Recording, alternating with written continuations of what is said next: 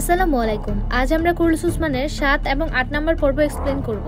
তো চলুন শুরু করি। গত পর্বে আমরা দেখেছিলাম কালানোস দুন্দারবেগে বলছে রাজাকে উসমান মেরেছে।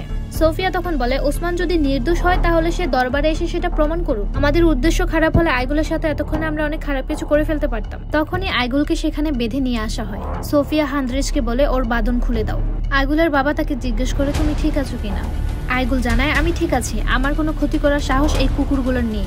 যদি থাকতো তাহলে উসমানকে দোষারোপ না করে তার আসল খুনিকে বের করতো। সোফিয়া বলে উসমান যে রাজাকে মেরেছে সেটার প্রমাণ আমার কাছে আছে। সোফিয়া আইগুলকে বলে উসমান আত্মসমর্পণ করার না পর্যন্ত না তুমি না তোমার বাবা কেউ দুর্গ থেকে জীবিত বের হতে পারবে না। তার রক্ষীদেরকে জানায় আইগুলদের কারাগারে বন্দী করার জন্য। দুন্দারবে তখন বিষয়টা বুঝতে পেরে বলে আপনি আসলে উসমানকে দোষারোপ করে আমাদের সাথে শান্তি চুক্তিটা ভঙ্গ করতে চাইছেন। তখন দুই দলকে ধ্বংস করার হুমকি দেয়। তখনই রক্ষীরা আসে তাদেরকে কারাগারে বন্দী করার জন্য। আমরা তো জানি উসমান রক্ষীদের পোশাক পরে ছদ্মবেশে আছে। সেই রক্ষীদের সাথে সেও এসে হান্দ্রেজের গলায় পিছন থেকে ছুরি ধরে। গায়েগোষ্ঠীর দৃশ্য দেখানো হয়। দুন্দারবের রানী জোহরা খাতুন সবাইকে অনুপ্রাণিত করতে থাকে, যুদ্ধের জন্য সবাইকে প্রস্তুত হতে বলে। অন্যদিকে ওসমান সোফিয়াকে বলে মৃত্যু তোমার অনেক কাছে চলে এসেছে সোফিয়া, ওদেরকে ছেড়ে দাও, না হলে সবাইকে এখানে মরতে হবে। সোফিয়া বলে হ্যাঁ ছেড়ে দিব, আমি কোনো রক্ত ঝরাতে চাই না, আমি এটা সুষ্ঠু বিচার করতে চাই। আমরাও দেখতে চাই তুমি নির্দোষ কিনা, আদালতে সেটার বিচার হবে। বামসিবে তখন বলে সোফিয়া যেটা বলেছে সেটাই সঠিক। আইগুল অবাক হয়ে বলে আপনি যা বলছেন ভেবেচিন্তে বলছেন তো? ওসমানকে ছাড়া আমরা এখান থেকে যাব না। বামসিবে বলে আমার পুরো বিশ্বাস আছে, ন্যায় বিচারের জন্যই কিন্তু আদালত গঠন করা হয়। তখন এটাই সিদ্ধান্ত নেওয়া হয়, তাদের অস্ত্রগুলো তাদেরকে ফিরিয়ে দেওয়া হয়। রক্ষীদেরকে নির্দেশ দেওয়া হয় ওসমানকে কারাগারে বন্দী করার জন্য। ওসমানকে তখন দুইটা রক্ষী ধরতে আসে, সে তাদের হাত ঝাপটা মেরে ফেলে দিয়ে একাই হাঁটতে শুরু করে। মানে ওসমান তো ওসমানি, সে কি আর 5-10টা মানুষ যে পালায় যাবে? অন্যদিকে দুর্গে খবর ছড়ানো হয় ওসমানকে পাওয়া গেছে। খবরটা তার সহযোদ্ধারাও শুনতে পায়। আমরা তো জানি তারা আগে থেকে কিছু একটা প্ল্যান করে রেখেছিল। তখন একজন বলে হাতে সময় নেই, তাড়াতাড়ি করো। আবার ওই পরিত্যক্ত রুমে যে লোকটাকে বাড়ি দিয়ে অজ্ঞান করা হয়েছিল তখন তার জ্ঞান ফিরে যায়। তার জ্ঞান ফিরতে দেখে তাকে আবার বাড়ি দিয়ে অজ্ঞান করে ফেলে। অন্যদিকে ওসমান কারাগারে বসে বালার কথা চিন্তা করতে থাকে। কে সেই মেয়েটা, মুখে কোনো ভয়ের ছাপ নেই। কিছুক্ষণ পর ওসমানের কাছে কালানুস আসে। ওসমান তাকে জিজ্ঞেস করে সম্রাটকে তুমি কেন মেরেছো? কালানুস বলে এই প্রশ্ন তো আমি তোমাকে করতে এসেছি, তুমি যদি সম্রাটকে নাই মেরে থাকো তাহলে তুমি তার পক্ষে কি করছিলে? তখন ওসমান বলে সম্রাটকে কে মারতে চায় সেটা জানার জন্য আমি রাজার সাথে চুক্তি করতে গিয়েছিলাম। এই বিষয়ে সবাই রাজি ছিল, কিন্তু সন্দেহজনকভাবে রাজি ছিলে না তুমি। তোমাদের দুর্গটাই বিশ্বাসঘাতকে ভরে গেছে, সেটা জানো না? তুমি আমাকে দোষ দিচ্ছ কেন? কালানুস তখন বলে তুমি কিভাবে বুঝলে কাছের মানুষই তাকে মেরেছে? ওসমান বলে সম্রাটের সাথে কোনো রক্ষী ছিল না, রক্ষী ছাড়া একমাত্র তার কাছের মানুষই তার কাছে পৌঁছাতে পারে, তার মানে খুনি কাছের কেউ। তখন কালানুস বলে কিভাবে জানলে? ওসমান বলে কারণ তাকে গলা টিপে হত্যা করা হয়েছে। এই কথা শুনে রেগে কালানুস সেখান থেকে চলে যায়। অন্যদিকে সোফিয়া বলে সত্যি যদি ওসমান ওই পবিত্র আমানত নিয়ে থাকে তাহলে সে আমাদের মতো বড় শত্রুর সাথে হাত মিলিয়েছে। হেলেন বলে ওসমানের বিচার হলে রাজার মৃত্যুটা সন্দেহজনক হয়ে যাবে। সোফিয়া তখন বলে ওর বিচার হবে না, ও কারাগার থেকে পালাবে। আর আমি এটা নিশ্চিত যে ও দুর্গে একা আসেনি, একা একা আমানত এখান থেকে নিয়ে পালানো সম্ভব না। ওর সাথে নিশ্চয়ই যুদ্ধ আছে, ওকে আমরা পালাতে দিব। আমাদের বিশ্বস্ত শিকারী থিওক্লেসকে ডাকো, ওকে ওসমানের পিছনে ছেড়ে দিব। ওসমান এখান থেকে পালিয়ে তাদের কাছে গেলে সবগুলোকে একসাথে আমরা ধরে ফেলবো। অন্যদিকে ওসমানের সহযোদ্ধারাও কিন্তু দুর্গের রক্ষীদের ছদ্মবেশে আছে। ওসমানের জন্য শুকুরের মাংস রান্না করা হচ্ছিল। তখন তার সহযোদ্ধা খাবারের মধ্যে ওসমানের জন্য বার্তা পাঠিয়ে দেয়। অন্যদিকে হেলেন থিওক্লেসকে জানিয়ে দেয় ওসমানের পিছু নিতে হবে। আইগুলরা গায়েগোষ্ঠীতে পৌঁছে গেছে। তখন রানী জোহরা খাতুন জিজ্ঞেস করে সেখানে কি হয়েছিল। বামসিবে বলে রানী সোফিয়ার কথা সম্মতি দেওয়া এটা তাদের প্ল্যানিং এর একটা অংশ ছিল। গত পর্বে কিন্তু আমরা দেখেছিলাম ওসমানের সাথে বামসিবের ধাক্কা লাগে। তখনই উসমান বামসিকে রানীর কথা সম্মতি দেওয়ার জন্য চিঠিতে লিখে দেয়। তখন আইগুলের ভাই এসে বলে এত কিছু হওয়ার পর আপনারা উসমানের নামে প্রশংসা করছেন। আইগুল সেখানে উসমানের পক্ষ নিয়ে তার ভাইয়ের বিরোধিতা করে। এক্ষেত্রে বুঝতে পারে আইগুলের ভাই উসমানকে দেখতে পারে না। অন্যদিকে উসমানকে খাবার দেওয়া হয়। আমরা তো জানি উসমানের খাবারের মধ্যে বার্তা দিয়ে দিয়েছে তার সহযোদ্ধারা। বার্তা হিসেবে তার তালা খোলার জন্য খাবারের সাথে চাবি দিয়ে দিয়েছিল। তখন সে তার তালা খুলে বসে থাকে। একটা রক্ষী এসে বলে কি খাবার পছন্দ হয় নাই? উসমান তার রাগ ওঠানোর জন্য খাবারটা তার মুখে ছুঁড়ে মারে। রক্ষীটা রেগে দরজা খুলে উসমানকে মারতে যায়। উসমান তো আগে থেকে হাতের তালা খুলে বসে আছে। তখন সে তাদেরকে মেরে সেখান থেকে পালিয়ে যায়। কিন্তু বিপদ তো আর তার পিছু ছাড়ে না। রানীর বিশ্বস্ত শিকারী থিওক্লেস তার পিছু নেয়। কিছুক্ষণ পর সেখানে কালানুস তার রক্ষীদের নিয়ে আসে। কালানুস কিন্তু আবার তখন জানতো না সোফিয়ার এসব প্ল্যান। সোফিয়া মনে করেন দরকার পড়লে ওরে ভালোবাসে, দরকার না পড়লে ওরে চ্যাট দিয়েও দাম দেয় না। তো তখন আহত রক্ষীদেরকে কালানুস জিজ্ঞেস করে শেষবার এখানে কে এসেছিল। তারা বলে হেলেন এসেছিল। অন্যদিকে উসমান পালিয়ে তার সহযোদ্ধাদের সাথে জঙ্গলে গিয়ে খাবার খেতে বসে। তারা সবাই খাবার খাচ্ছিল, এমন পর্যায়ে উসমানের একজন বন্ধু আসে। এসে উসমানকে একটি শহরের নকশা দেখায়। নকশাটা কোন শহরে এটা এখন আমাদেরকে বলা হয়নি, সামনে গেলে বুঝতে পারবো। তখনই সে জঙ্গলে সোফিয়ার পাঠানো থিওক্লেস ও উসমানদেরকে খুঁজতে থাকে। অন্যদিকে গায়েগোষ্ঠীতে একটা রক্ষী এসে দুন্দারবেকে জানায় উসমান নিরাপদে দুর্গ থেকে বের হয়ে এসেছে। দুন্দারবে তার ছেলেকে পাঠায় উসমানকে খুঁজে নিয়ে আসতে। তারপর ইয়ানিসিফিন্দিকে দেখানো হয় সে দুর্গে পৌঁছে গিয়েছে।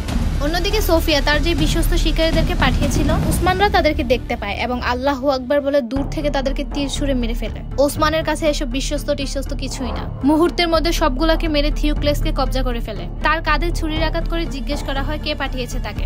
সে স্বীকার করে না। তখন উসমান তার চোখে আঘাত করতে চায়। থিওক্লেসের কিন্তু একটা চোখ ছিল না। এই চোখ যদি তুলে ফেলে তাহলে সে একবারে অন্ধ হয়ে যাবে। তখন সে বাধ্য হয়ে স্বীকার করে যে আমাকে সোফিয়া পাঠিয়েছে। তখন উসমানের বন্ধু বলে সোফিয়া আপনার পিছনে লোক লাগিয়েছে কেন? তখন উসমান বলে সোফিয়া মনে করেছে সে রাহেবাদের সাথে আমিও জড়িত, তাই আমার পিছনে তারা কুকুর লাগিয়ে দিয়েছে। উসমান কিন্তু আবার এইসব আমানত টামান্তর কথা কিছু জানতো না। অন্যদিকে দুর্গে এফেন্দি বলে যখন ভাবলাম কেউ এটা খুঁজেই পাবে না, তখনই আমাদের বুকে চেপে বসলো। ওসমান এটা কিভাবে খুঁজে পেল? ওকে তাড়াতাড়ি আমার কাছে নিয়ে এসো। তখন হান্ড্রেস বলে ওসমানের পিছনে অলরেডি লোক লাগিয়ে দেওয়া হয়েছে থিওক্লেসকে। আমরা তো জানি এতক্ষণে থিওক্লেসটা মাইরা চান্দে উঠায় রাখছে।